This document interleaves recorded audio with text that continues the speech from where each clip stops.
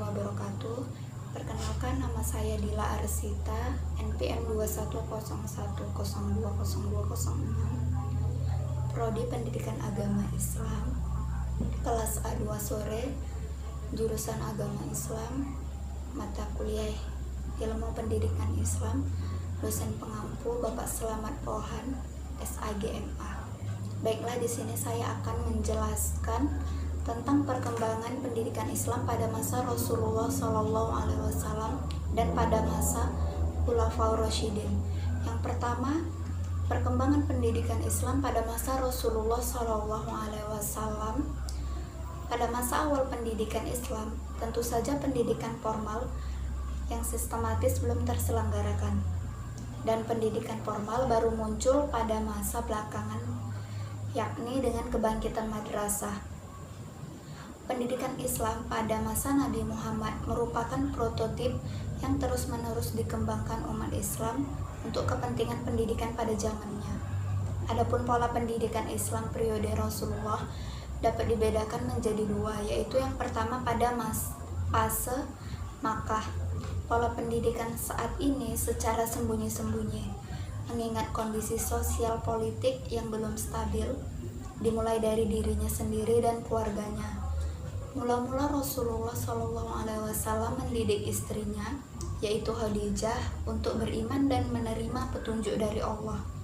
Kemudian diikuti oleh anak angkatnya, yaitu Ali bin Abi Thalib dan Zaid ibnu Haris, atau seorang pembantu rumah tangganya. Kemudian sahabat karibnya, yaitu Abu Bakar As-Siddiq. Dan yang kedua ada fase Madinah. Ketika Rasulullah dan para sahabatnya hijrah ke Madinah, salah satu program pertama beliau adalah pembangunan masjid.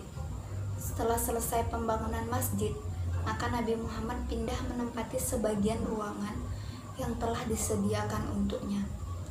Dari masjid dijadikan pusat kegiatan bersama kaum muslimin untuk secara bersama-sama membina yang disinari oleh tauhid dan mencerminkan persatuan dan kesatuan umat. Di masjid itulah Nabi Muhammad membangkitkan kesadaran manusia terhadap pentingnya pengembangan bidang keilmuan atau pendidikan. Pada masa ini, pendidikan Islam diartikan pembudayaan ajaran Islam, yaitu memasukkan ajaran-ajaran Islam dan menjadikannya sebagai unsur budaya bangsa Arab dan menyatukan ke dalamnya. Selanjutnya, perkembangan pendidikan Islam pada masa Khulafaur Rasyidin. Yang pertama, pola pendidikan Islam pada masa Khalifah Abu Bakar As-Siddiq, dimulai dari tahun 632 sampai 634 Hijriah. Pada masa Abu Bakar, pada awal pemerintahannya diguncang oleh pemberontakan dari orang-orang murtad, yaitu orang-orang yang mengaku sebagai nabi dan orang-orang yang tidak mau membayar zakat. Oleh karena itu, beliau memutuskan perhatiannya untuk memerangkan pemberontakan yang dapat mengacaukan keamanan dan mempengaruhi orang-orang Islam. Adapun pola pendidikan pada masa Abu Bakar masih sama seperti pada masa Nabi, baik dari segi materi maupun lembaga pendidikannya. Menurut Ahmad Syalabi, lembaga untuk belajar membaca menulis ini disebut dengan kutab.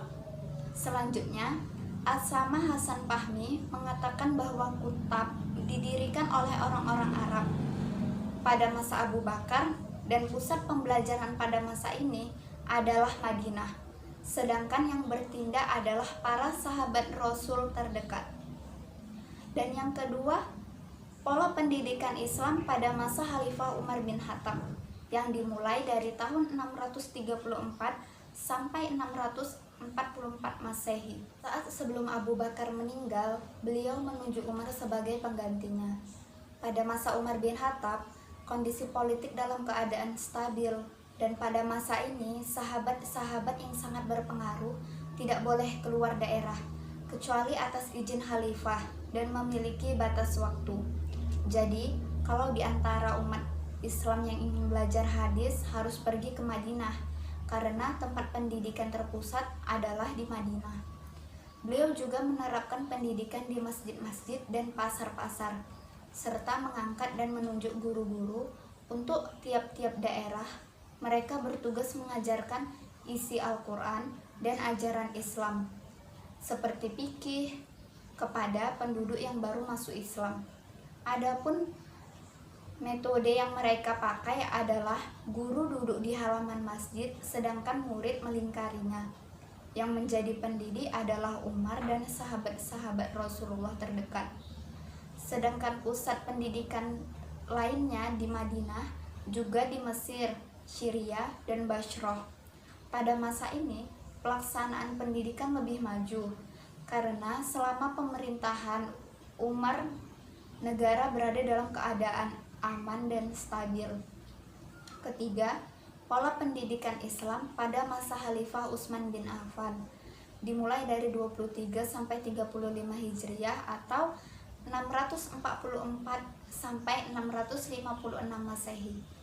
Utsman bin Affan adalah termasuk saudagar besar dan kaya, juga sangat pemurah. Menafkahkan hartanya untuk kepentingan tugas mendidik dan mengajar umat diserahkan pada umat itu sendiri. Artinya, pemerintahan tidak mengangkat guru-guru.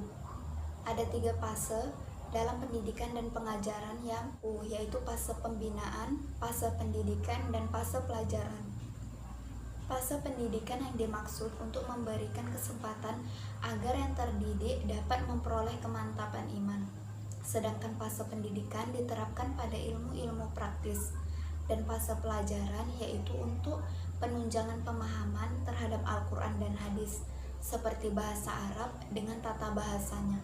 Pendidikan pada masa Khalifah Utsman ini tidak banyak terjadi perkembangan. Hal ini karena urusan pendidikan diserahkan begitu saja pada rakyatnya. Yang terakhir ada pola pendidikan Islam pada masa Khalifah Ali bin Abi Thalib yang dimulai dari tahun 656 sampai 661 Masehi. Pada masa Khalifah Ali ini terjadi kekacauan dan pemberontakan sehingga pemerintahannya tidak stabil. Dengan kericuhan politik pada masa ini, kegiatan pendidikan Islam mendapat hambatan dan gangguan. Pada saat itu, Khalifah Ali tidak lagi memikirkan masalah pendidikan karena seluruh perhatian ditimpahkan pada masalah keamanan dan kedamaian bagi masyarakat Islam. Demikian, masalah pola pendidikan pada masa Khulafaur Rasyidin tidak jauh berbeda dengan masa Nabi yang menekankan pada pengajaran, baca tulis, dan ajaran-ajaran Islam yang bersumber pada Al-Quran dan hadis. Baiklah, sekian yang saya sampaikan. Wabillahi, assalamualaikum warahmatullahi wabarakatuh.